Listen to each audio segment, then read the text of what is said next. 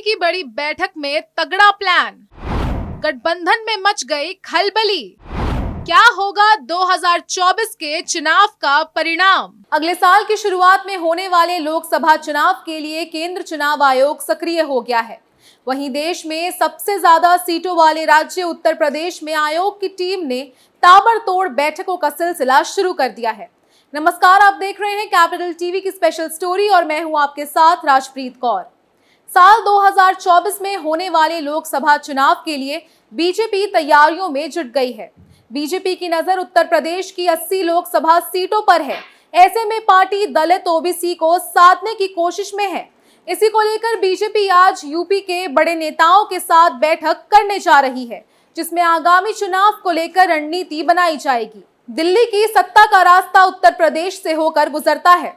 ये बात ऐसी ही नहीं कही जाती, बल्कि उसके पीछे मजबूत तर्क ये है कि देश की सबसे ज्यादा 80 लोकसभा सीटों यूपी से ही आती है। पीएम मोदी ने यूपी के रास्ते से दिल्ली की मंजिल तय की और केंद्र की सत्ता पर दूसरी बार काबिज हैं और अब तीसरी बार विराजमान होने की तैयारी में है। यही वजह है कि बीजेपी यूपी के सियासी राह में आ रहे गड्ढों को भरने में जुट गई है। इसी के मद्देनजर दिल्ली में गुरुवार को बीजेपी की बड़ी बैठक होगी, जिसमें मिशन 2024 को लेकर रणनीति पर मंथन किया जाएगा। बीजेपी केंद्र नेतृत्व की उत्तर प्रदेश के ओबीसी नेताओं के साथ लोकसभा चुनाव को लेकर बड़ी बैठक है।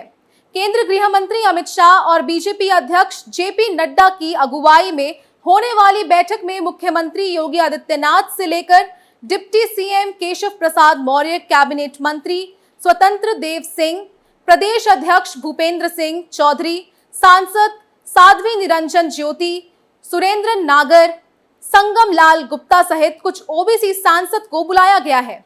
ये बैठक गुरुवार दोपहर 3 बजे के करीब बीजेपी मुख्यालय विस्तार भवन में होगी। आपको बता दें कि दिल्ली में होने वाली बैठक की अहमियत को इस बात से समझा जा सकता है कि इसके लिए गुरुवार को लखनऊ में होने वाले दलित महासम्मेलन को भी स्थगित कर दिया गया है। बीजेपी गुरुवार को दिल्ली में बैठक कर मुख्य रूप से जाति जनगणना की काट की राजनीति तलाशेगी। इसीलिए बीजेपी ने यूपी के अपने ओबीसी चेहरों को बुलाया है, ताकि उनके साथ मंथन कर विपक्ष के सियासी हथियार को नाकाम किया जा सके। यूपी की 80 सीटों पर बीजेपी की नजर। बीजेपी ने उत्तर प्रदेश में अपने स्वर्ण कोर वोट बैंक को सादे रखते हुए 2014 में गैर यादव ओबीसी और गैर जाटव दलित वोटों को जोड़कर एक नई सोशल इंजीनियरिंग बनाई है, जो उसके जीत का आधार बना। इस फॉर्मूले से बीजेपी लगातार 2 लोकसभा चुनाव और 2 विधानसभा चुनाव जीत चुकी है। बीजेपी ने ना अपने इसी सोशल इंजीनियरिंग के दम पर 2024 के लोकसभा चुनाव जीतने की रणनीति बनाई है और सूबे की सभी 80 लोकसभा सीटें जीतने का लक्ष्य तय कर रखा है। लोकसभा चुनाव की तैयारी में बीजेपी। ओबीसी और दलित वोट बैंक के बिना ये लक्ष्य हासिल करना पार्टी के लिए आसान नहीं है। 2019 के लोकसभा चुनाव में बीजेपी ने 50% वोट हासिल करने का लक्ष्य रखा था, जिसे पाने में सफल रही। इस बार पार्टी की योजना 60% वोट हासिल कर लोकसभा चुनाव में कम से कम 2014 के परिणामों को दोहराने की है। इसके लिए बीजेपी हर संभव कोशिश में जुटी है और उसके तहत अमित शाह ने दिल्ली में बैठक बुलाई है, ताकि विपक्ष के द्वारा उठाए गए जातिगत जनगणना के मुद्दे की काट तलाशी जा सके। बीजेपी चुनावी रणनीति पर होगा मंथन।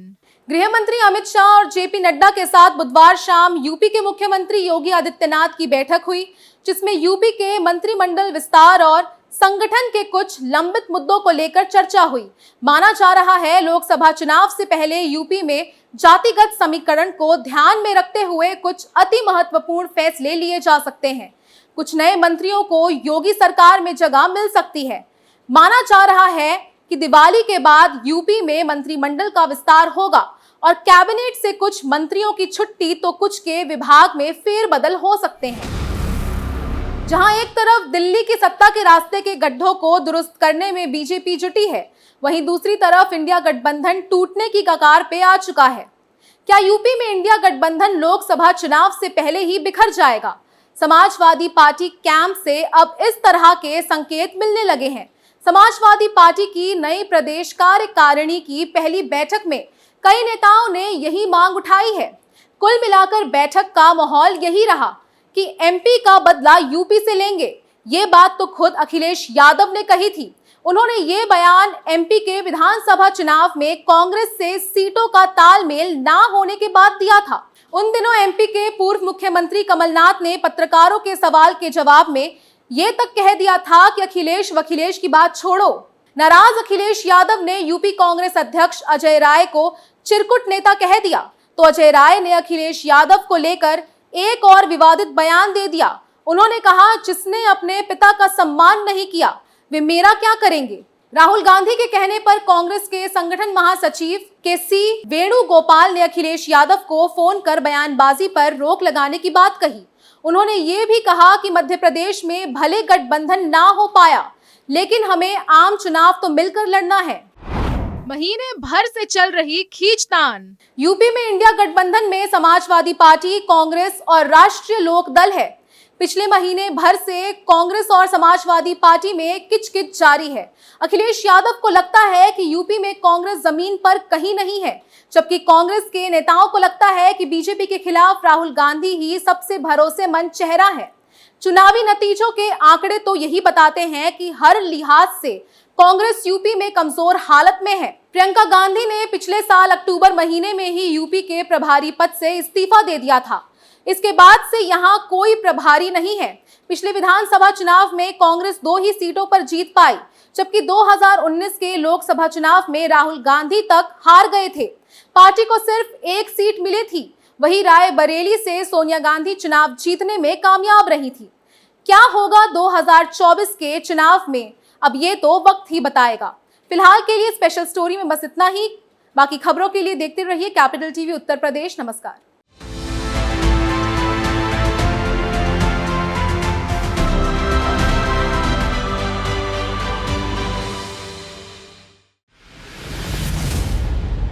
मैं राजनीति करता नहीं, पर राजनीति को बहुत गहरे तक समझता हूं। मैं लोगों के बीच रहता हूं, लोगों के मन को अच्छे से जानता हूं।